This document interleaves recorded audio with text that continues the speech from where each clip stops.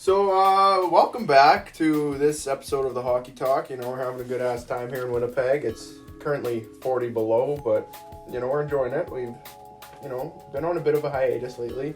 Tried to upload a video the other day, and the file got corrupted, and we couldn't do it. And the ending got all messed up. But... Yeah. So, today, we're going to be speaking about, almost discussing how bad the Jets have been all season. One of the most disappointing teams besides the Islanders and Habs, in our opinion.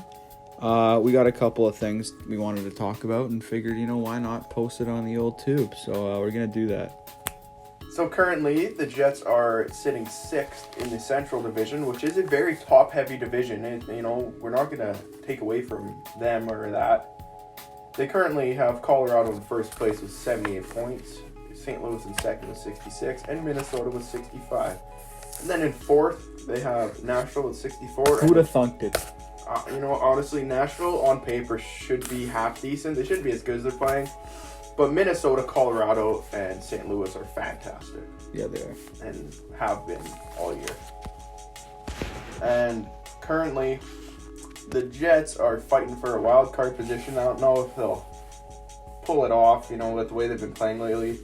Recent struggles. It's been quite a sad time for Mason and his fellow Jets fans.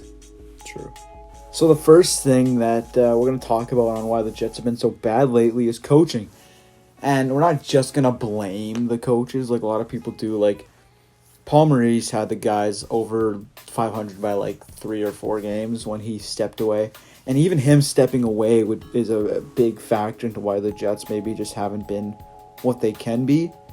I know he said that, when he left, that the Jets, or he doesn't believe he's doing enough to let the Jets be what they truly can be. But now that he's gone, and maybe the Jets' chemistry maybe got a little weird. But Dave Lowry thought he was going to be qualified, but I think it's pretty obvious that he's not. I don't think he's an NHL head coach at all.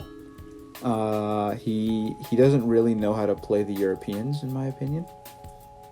And I really just think going forward, it would definitely be smarter to either hire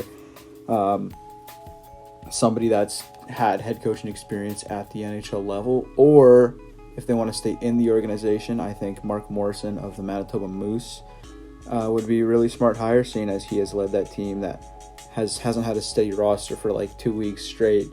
They've been calling people up and sending people to the Jets and getting guys from the ECHL or college, and he's managed to keep the Moose in playoff contention and actually top 3 in their division. I truly think that Dave Lowry is an NHL-ready head coach, but I don't know if he's there yet, I should say. I would say in the future he will be, right? Experience is everything in the NHL, especially lately.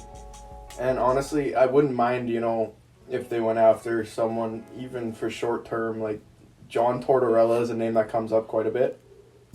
And I think they should look at the ice and hire, is it James Patrick?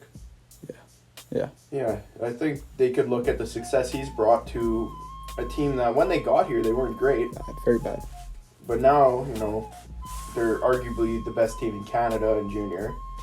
And I think, he's been in the NHL before. He's played. So he has experience.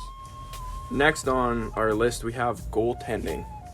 And Eric Comrie has been a shocker this year. He's been pretty good, to say the least, for a backup goaltender. And his first true backup role, not being a third string, is pretty good. And but their starting goaltender, who I have in fantasy as my starter, Connor Hellebuck. Connor Hellebuck is currently 17, 18, and 8. Bad. Very bad. Which is terrible for, who's someone that is seen as a Vezina nominee a lot. He has a 2.8 goals against average, which is below average at the moment. But his .914 save percentage, it looks better than what it actually is. You watch games. In bad goals. You watch the games. He lets in a lot of soft goals. Goals that someone of the likes of Shesterkin, Vasilevsky, UC Soros, even Jack Campbell don't let in. Karel Vejmelka, I think, would be fantastic on a good team. But yeah, you know, Connor Hellebuck's been a big problem this year, and that's about it. Next up, we have who I thought before this season was the Jets' best player. He was. He was. Yeah. In recent years. I mean, and who I thought, you know, was the heart of the team, the core of the team, alongside his best bud, Blake Wheeler. But honestly, this guy's just a joke at this point. Doesn't back check. He doesn't really seem like he cares at all. Offensively, he's good, though. He's been putting the puck in the net. Yeah, but we only need one of those guys, right? We have Kyle Connor, who's arguably a top 10 goal scorer in the league. And not even arguable, he is a top 10 goal scorer in the league. Let's be honest here. I have Laine, Pasternak, Matthews, Draisaitl, and if we're talking this season, Chris Kreider in front of him, which is funny enough. Chris Kreider, running joke in our friend groups, that's always offside. Mm-hmm. But yeah, Mark Scheifele it seems like he kind of just doesn't want to be there anymore. I wouldn't be mad at a deadline trade with Mark Scheifele at all. Yeah, and you know, especially Pierre-Luc Dubois, who's what, 23? Mm-hmm. He's 23, so he's 4 years older than us. Don't say that. Right? Yeah. And like, he has so much going for him. He's good defensively. He can score. You know, we saw how pretty he was with Svechnikov and Kyle Connor at the start of the year. That should be the Jets' top line, even though Evgeny Svechnikov, I know, everyone's probably like, what the hell, Evgeny Svechnikov? He can skate with them. He can keep up with them. You know, that's how he got most of his points at the start of the year. He hasn't really done anything since they split that line up. It reminds me of, you know, putting like an Andre Palat, even though Andre Palat is a lot better than Evgeny Svechnikov, but putting Palat with Kucherov and Point, like, I don't see how Dubois and Connor weren't in Lowry's front office when they split him up. Like, how...